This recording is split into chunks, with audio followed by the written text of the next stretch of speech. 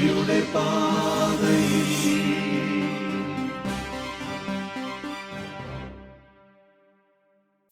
മിശിഹായ്ക്ക് സ്തുതിയായിരിക്കട്ടെ. എല്ലാവരും ഒന്ന് ഒരുമിച്ച് ഈശോയ്ക്ക് സ്തുതി പറഞ്ഞേ. ഈശോ മിശിഹായ്ക്ക് സ്തുതിയായിരിക്കട്ടെ. നമ്മൾ ഈശോയ്ക്ക് സ്തുതി പറഞ്ഞത് വഴി ഈശോ നമ്മുടെ മധ്യത്തിൽ വന്നിരിപ്പുണ്ട്. നിങ്ങളുടെ തൊട്ടടുത്തുണ്ട് ഈശോ. നമുക്ക് പ്രാർത്ഥിക്കാം അല്ലേ?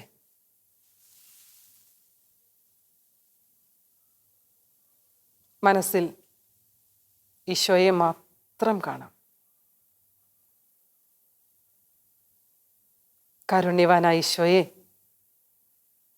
അങ്ങയുടെ പ്രിയപ്പെട്ട മക്കൾ അങ്ങയെ കേൾക്കാൻ കാത്തിരിക്കുകയാണ്. ഞങ്ങളുടെ കൂടെ ഒന്ന് വായി ഈശോയെ, ഞങ്ങൾക്ക് പഠിപ്പിച്ചു തരണം. ഞങ്ങളെ ഒന്ന് തൊട്ടനുഗ്രഹിക്കുക. ആമേൻ.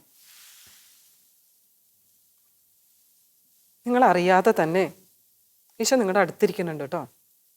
അങ്ങനൊരു വീഡിയോ ഉണ്ട്, സാധിക്കുന്നവരൊക്കെ അത് യൂട്യൂബിൽ നിന്ന് കാണണം. എന്നെ ഒരുപാട് സ്പർശിച്ചൊരു വീഡിയോ ആണത്. നിങ്ങൾ പഠിക്കാനിരിക്കുമ്പോൾ ഈശോ തൊട്ടടുത്ത് നിൽക്കുന്നുണ്ട്. നമ്മൾ പഠിച്ചുകൊണ്ടിരിക്കുമ്പോൾ പറയില്ലേ, മമ്മി എനിക്കൊരു ഉത്തരവൊന്നും കിട്ടുന്നില്ല, എനിക്കൊന്നും പറ്റില്ല. മമ്മി എന്താ പറയും? ഒന്നും കൂടെ വായിച്ചു നോക്കട കൂട്ടാ, ഈശോയോടൊന്ന് പ്രാർത്ഥിക്കും, ഈശോ പറഞ്ഞു തരും. അപ്പൊ പെട്ടെന്ന് നമുക്ക് കിട്ടിപ്പോയി നമ്മൾ പറയും. ഇത് കാണിച്ചു തരുന്നൊരു വീഡിയോ ഉണ്ട്. നമ്മൾ ഇരുന്ന് പഠിക്കണ സമയത്ത് എൻ്റെ കസേരയുടെ തൊട്ടടുത്ത് ഈശോ വന്നിരിക്കുന്നുണ്ട്. ആരാ ഇത് പറഞ്ഞു തന്നത്? ഈശോ. നിങ്ങൾ കളിക്കാൻ പോകുമ്പോൾ, ഭക്ഷണം കഴിക്കുമ്പോൾ ഒക്കെ ഈശോ കൂടെ നടക്കുന്നുണ്ട്. ചില സമയത്ത് തെറ്റ് ചെയ്യാൻ തോന്നുമ്പോൾ വേണ്ട വേണ്ട എന്ന് മനസ്സിലിരുന്ന് പറയുന്നത് ആരാ? ഈശോ. കൂടെ നടക്കുന്നുണ്ട് ഈശോ. കൊണ്ട് നടക്കണം നമ്മൾ ഈശോനെ. ഈശോയ്ക്ക് ഇഷ്ടമാണ് നിങ്ങളുടെ കൂടെ നടക്കാൻ. ഈശോ നമ്മുടെ കൂട്ടുകാരനാണ്. ക്ലാസ്സിലേക്ക് വരാം. നമ്മൾ 3-ാമത്തെ പാഠത്തിൻ്റെ 2-ാമത്തെ ഭാഗത്തിലേക്ക് നമ്മളിന്ന് വരികയാണ്. അടുത്ത ക്ലാസ്സാണിത്. എന്തായിരുന്നു 3-ാമത്തെ പാഠത്തിൻ്റെ തലക്കെട്ട്? എന്താ? ഒന്ന് ഉറക്കെ പറഞ്ഞ എല്ലാവരും. ക്ഷീണമൊക്കെ ഉണ്ട്, ഇന്ന് പോട്ടെ. സഭ, വിശ്വാസികളുടെ സമൂഹം, വിശ്വസിക്കുന്നവരുടെ സമൂഹം. എങ്ങനെ വിശ്വാസത്തിലേക്ക് നമുക്ക് കടന്നു വരാം, അതിനെക്കുറിച്ചാണ് നമ്മളിന്ന് പറയുന്നത്. നമ്മൾ മതപഠന ക്ലാസ്സുകളിൽ പോകുന്നത് കൊണ്ടും പള്ളിയിൽ പോകുന്നത് കൊണ്ടൊക്കെ ഈശോനെ കുറിച്ച് നമ്മൾ ഒത്തിരി കേൾക്കുന്നുണ്ട്.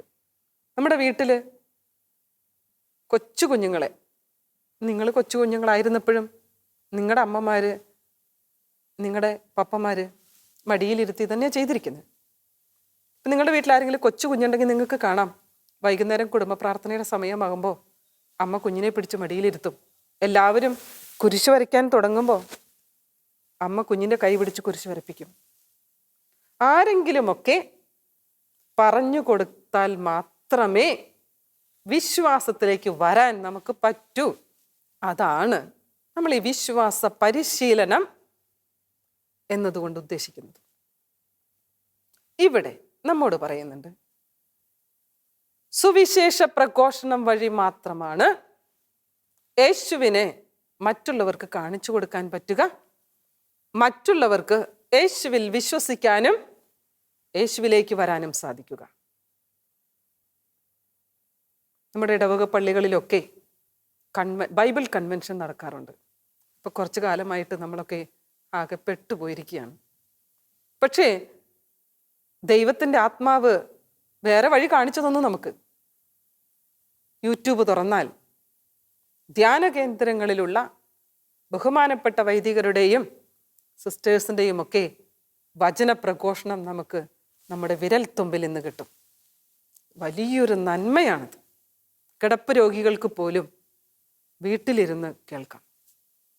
സുവിശേഷം പ്രസംഗിച്ചില്ലെങ്കിൽ എങ്ങനെ വിശ്വസിക്കും എന്ന് പൗലോസ് ചോദിക്കുന്നൊരു വചനമുണ്ട്. ടെക്സ്റ്റ് ബുക്ക് ഒന്ന് തുറന്നു പിടിച്ച് 24-ാമത്തെ പേജിൽ പറയുന്നു. സ്ലീഹ ചോദിക്കുന്നു, ഒരിക്കലും കേട്ടിട്ടില്ലാത്തവനിൽ എങ്ങനെ വിശ്വസിക്കും? പ്രസംഗകനില്ലാതെ എങ്ങനെ കേൾക്കും? അയക്കപ്പെടുന്നില്ലെങ്കിൽ എങ്ങനെ പ്രസംഗിക്കും? നിർബന്ധമാണ് നമുക്ക്. അപ്പം അതുകൊണ്ട് സുവിശേഷ പ്രഘോഷണം നമ്മെ വിശ്വാസത്തിലേക്ക് നയിക്കും. തീർച്ചയാണ്.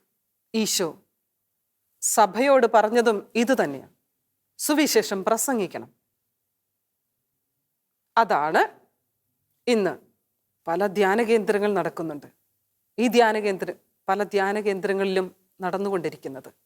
നമ്മുടെ ബഹുമാനപ്പെട്ട അച്ഛന്മാർ ഇപ്പോൾ എനിക്ക് തോന്നുന്നു ഞായറാഴ്ച മാത്രമല്ല എല്ലാ ദിവസവും ആ ദിവസത്തെ വചനത്തെക്കുറിച്ച് ചുരുക്കം വാക്കുകളിലെങ്കിലും പ്രസംഗം പറയാറുണ്ട്, പ്രസംഗിക്കുകയാണ്, വചനം വ്യാഖ്യാനിച്ചു കൊടുക്കുകയാണ്, വിശ്വാസം വർദ്ധിപ്പിക്കാൻ വേണ്ടി ദൈവജനത്തിൻ്റെ. ഈ സ്ലീഹന്മാരുടെ, നമ്മൾ സ്ലീഹന്മാരുമായി തുടങ്ങിയിരിക്കുന്നത്, സ്ലീഹന്മാരുടെ ജീവിതവും പ്രസംഗവും വഴി അനേകർ യേശുവിൽ വിശ്വസിച്ചു. ഇനി വിശ്വാസത്തിന് വേണ്ട ഒരവശ്യ ഘടകമുണ്ട്, അത് മാനസാന്തരമാണ്. അടിവരയിട്ട് പറയണം. ഈശോ തന്നെ ദൈവരാജ്യം സമാഗതമായി എന്ന് പ്രസംഗിക്കാൻ തുടങ്ങുമ്പോൾ പറഞ്ഞത് എന്താണെന്നറിയോ?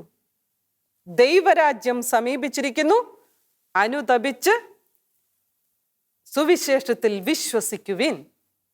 അനുതാപം നിർബന്ധമാണ്. ഈശോയുടെ ആദ്യത്തെ വാക്കുകളാണിത്.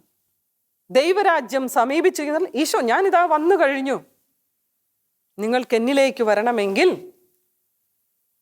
അനുതപിക്കണം, സുവിശേഷത്തിൽ വിശ്വസിക്കണം. അപ്പോൾ വിശ്വാസത്തിൽ വളരാൻ നമുക്ക് ഏറ്റവും അത്യാവശ്യമായിട്ടുള്ളൊരു കാര്യമാണ് മാനസാന്തരം. നമ്മൾ ഒന്നാമത്തെ പാഠത്തിൽ 2 പുതിയ വാക്കുകൾ പഠിച്ചിട്ടുണ്ടായിരുന്നു, ഹീബ്രുവിലും ഗ്രീക്കിലും. ഓർമ്മയുണ്ടോ? എന്തോ എന്തൊക്കെയായിരുന്നു എന്ന് പറഞ്ഞേ?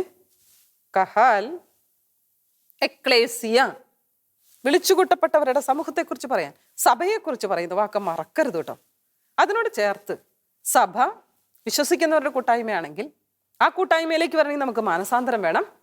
മാനസാന്തരത്തിന് ഗ്രീക്കിൽ ഒരു പദമുണ്ട്, ഗ്രീക്ക് ഭാഷയിൽ മെത്തനോയിയ. ഒന്ന് എഴുതി വെച്ചേ നോട്ട്ബുക്കിൽ എല്ലാവരും, ഉഷാറായിട്ടിരുന്നേ. മെത്തനോയിയ, മെത്തനോയിയ എന്ന് എഴുതിയിട്ട് ഈക്വൽ ടു, സമം, തിരിച്ചുവരവ്. എഴുതിയോ എല്ലാവരും? ടെക്സ്റ്റ് ബുക്കിൽ ഒന്ന് അടിവരയിട്ട് വെച്ച്, മെത്തനോയിയ, തിരിച്ചുവരവ്.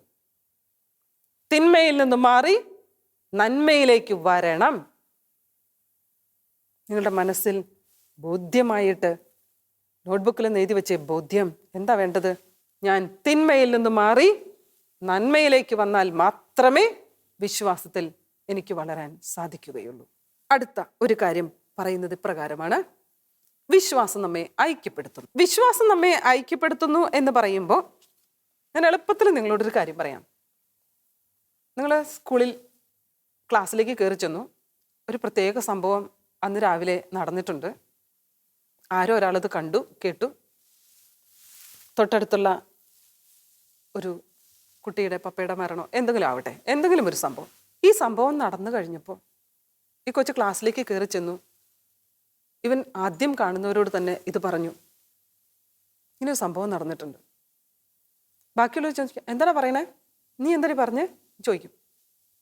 പതുക്കെ പതുക്കെ ഇവർ പറഞ്ഞ് ഇവരൊരു ഗ്രൂപ്പാവും. ഇങ്ങനെ ഗ്രൂപ്പായി നിൽക്കുന്ന സമയത്ത് ടീച്ചർ ക്ലാസ്സിലേക്ക് കയറി വരിക. എന്താ ഇവിടെ ഒരു ചർച്ചയൊക്കെ എന്ന് ടീച്ചർ ചോദിക്കുക. എന്താ അങ്ങനെ കൂട്ടം കൂടി നിൽക്കുന്നേ? ബെല്ലടിച്ചതൊന്നും കേട്ടില്ലേ? ക്ലാസ്സിൽ ബെഞ്ചുകളിൽ പോയിരുന്നേ. എന്താ നിങ്ങൾ പറഞ്ഞുകൊണ്ടിരുന്നതെന്ന് ചോദിക്കുമ്പോൾ ആദ്യം ഒരാരും ഉറക്കെ പറയില്ല, ഒന്ന് പരസ്പരം നോക്കും. അതായത് ഇത് കേട്ടവരൊക്കെ ഒറ്റ ഗ്രൂപ്പാണ്. ആരാ പറയാ ഇനി ടീച്ചറിനോട്? അത് മാത്രം അവിടെ നിൽക്കട്ടെ. ഇങ്ങനെ വിശ്വസിക്കുന്നവരൊക്കെ ഒറ്റ സമൂഹമാണ്. നമ്മുടെ ദൈവികതയിലേക്കാണ് വരുന്നത്. യേശുവിൽ വിശ്വസിക്കുന്നവരൊക്കെ ഒരു സമൂഹമാണ്. അതാണ് നമ്മുടെ സഭ, അതാണ് നമ്മുടെ രൂപത, അതാണ് നമ്മുടെ സീറോ മലബാർ സഭ, അതാണ് നമ്മുടെ ഇടവക. വിശ്വസിക്കുന്നവർ മാത്രം. ചില അക്രൈസ്തവരൊക്കെ നമ്മുടെ പള്ളിയിൽ വരുന്ന കണ്ടിട്ടില്ലേ? യേശുവിൽ വിശ്വസിക്കുന്നവരൊക്കെ ഒരു സമൂഹമാകും. അവരെ ഒന്നിച്ചു ചേർക്കാനുള്ള ഇടം കൂടിയാണ് ഇടവക ദേവാലയം. നമ്മൾ അതുകൊണ്ടാണ് ഈ വിശ്വാസപൂർവ്വം വിശുദ്ധ കുർബാനയിലും കൂദാശകളിലും പങ്കുചേരാൻ ഇടവക ദേവാലയത്തിലേക്ക് പോകുന്നത്. വിശ്വസിച്ചവരെല്ലാം ഒരു സമൂഹമായി തീർന്നു. ഇത് നടപടി പുസ്തകത്തിൽ പറയുന്നതാണ്. അവർ പ്രാർത്ഥന, അപ്പസ്തോലന്മാരുടെ പ്രബോധനം, അപ്പമൊരിക്കൽ ശുശ്രൂഷ, ഇതിലൊക്കെ പങ്കുചേർന്നു. ഈ കൂട്ടായ്മയിലേക്ക് ഒരാൾ പ്രവേശിക്കുന്നത് എങ്ങനെയാ എന്ന് പറഞ്ഞേ. എങ്ങനെയാ നമ്മൾ സഭയുടെ അംഗങ്ങളായി തീരുക? നമ്മൾ ജനിച്ച ഉടനെ അടുത്ത നാളുകളിൽ നടക്കുന്ന സംഭവം എന്താണ്? മാമോദീസ. മാമോദീസായിൽ നമ്മുടെ ഉത്ഭവഭാവത്തിൽ നിന്ന് നമ്മൾ വിമുക്തരായി സഭയുടെ അംഗങ്ങളായിട്ട് മാറുകയാണ്. ആ കൂട്ടായ്മയിലേക്ക് കുഞ്ഞിന് ഒരു ബോധ്യവുമില്ല. കൊച്ചു കുഞ്ഞല്ലേ, അറിവായിട്ടില്ല. പക്ഷെ കുഞ്ഞ് വളർന്നു വരുംതോറും ആ കുഞ്ഞിൻ്റെ ഉള്ളില് നിങ്ങൾ ശ്രദ്ധിച്ചിട്ടുണ്ടാകും, നമ്മുടെ അഭിമന്യ പിതാവോ അല്ലെ വികാരി അച്ഛൻ, പ്രത്യേകിച്ച് ഗ്രാമപ്രദേശങ്ങളിലൊക്കെ വികാരി അച്ഛൻ ആ വഴിയെങ്ങാനും പോകുന്ന കണ്ടാൽ ഈ കുഞ്ഞ് ഓടും. ഒരു വെള്ളയെടുപ്പ് കണ്ടാൽ മതി, ഇതാ അച്ഛൻ പോകുന്നു. കുഞ്ഞിന് കാര്യമായിട്ടൊന്നും അറിഞ്ഞിട്ടൊന്നുമല്ല, പക്ഷേ അത് എൻ്റെയാണ്, ഞാൻ ഉൾപ്പെടുന്ന, എനിക്ക് ആരൊക്കെയാണത്. വളരെ കൊച്ചു കുഞ്ഞിന് പോലും ആ ഒരു ചിന്തയുണ്ട്. നിങ്ങൾ വളർന്നു വരുന്ന കുഞ്ഞുങ്ങളാണ്, 8ാം ക്ലാസ്സിലെത്തി. ഞാനും നമ്മളൊക്കെ വിശ്വസിക്കുന്നവരുടെ സമൂഹമാണ്. പള്ളിയിൽ വെച്ചിട്ട് നിങ്ങളുടെ ടീച്ചറോ നിങ്ങളുടെ മതാധ്യാപകരിൽ HM ആരെങ്കിലും വികാരി അച്ഛനോ എന്തെങ്കിലും പറഞ്ഞാൽ അഭിമാനത്തോടെ സന്തോഷത്തോടെ അനുസരിക്കണം. കാരണം എൻ്റെ കൂട്ടായ്മയിൽ എൻ്റെ കുടുംബത്തിലെ ആൾക്കാരാണ് എന്നോട് ഈ പറയുന്നത്. നമ്മുടെ ബോധ്യത്തിലേക്ക് നമുക്ക് തിരിച്ചു വരാം. ഞാൻ ഒരിക്കൽ പറഞ്ഞു നിങ്ങളോട്, തിന്മയിൽ നിന്ന് മാറി നന്മയിലേക്ക് വരണം. വിശ്വസിക്കുന്നവരുടെ കൂട്ടായ്മയാണ് എൻ്റെ സഭ. എഴുതി വെച്ചോ നോട്ട്ബുക്കിൽ. അപ്പൊ നമ്മുടെ മനോഭാവം എന്തായിരിക്കണം? തിന്മ കണ്ടാൽ കോംപ്രമൈസ് ഇല്ല, അതെൻ്റെ ദൈവത്തിന് ഇഷ്ടമല്ല. എഴുതി വയ്ക്കണം, തിന്മയുമായിട്ട് കൂട്ടുകെട്ട് ഇല്ല. നമ്മുടെ ശീലം എന്തായിരിക്കണം? ഇതിനോട് ചേർന്ന് പോകുന്നൊരു കാര്യം തന്നെയാണ് ഞാൻ നിങ്ങളോട് പറയുന്നത്. ഏതെങ്കിലും വിധത്തിൽ തെറ്റായ കൂട്ടുകെട്ടുകളിലോ എൻ്റെ തന്നെ ഞാൻ തനിച്ചിരിക്കുന്ന സമയത്ത് ഫോണിൽ കൂടെയൊക്കെ ഏതെങ്കിലും വിധത്തിലുള്ള തെറ്റായ കാര്യങ്ങൾ ചെയ്യാനും കാണാനും ഒക്കെ തോന്നുന്നുണ്ടെങ്കിൽ ചെയ്യില്ല. ഇന്ന് തീരുമാനം എടുക്കണം. കൂട്ടുകെട്ടിൽ നിന്ന് മാറണം, തെറ്റായത് മാത്രം. എൻ്റെ തെറ്റായ ചില ജീവിത ശൈലികൾ എൻ്റെ പപ്പയും മമ്മിയും പറയുന്നതും അറിയുന്നതും മാത്രമേ ഫോൺ വഴി ഞാൻ ഉപയോഗിക്കൂ. തീരുമാനമെടുക്കണം.